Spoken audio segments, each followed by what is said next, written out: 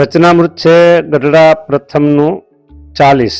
એમાં મુક્તાનંદ સ્વામીએ પ્રશ્ન પૂછ્યો, હે મહારાજ, ભક્તિમાં ને ઉપાસનામાં તે શો ભેદ છે?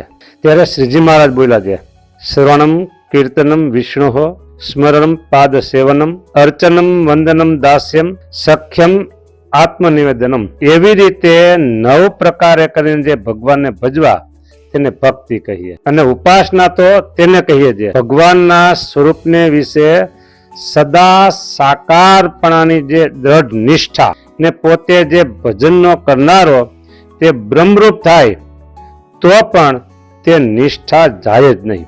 અને ગમે તેવા નિરાકાર પ્રતિપાદનના ગ્રંથને સાંભળે તો પણ ભગવાનના સ્વરૂપને સદા સાકાર જ સમજે, ને શાસ્ત્રને વિશે ગમે તેવી વાત આવે પણ પોતે ભગવાનના સાકાર સ્વરૂપનું જ પ્રતિપાદન કરે, પણ પોતાની ઉપાસનાનું ખંડન થવા દે જ નહીં.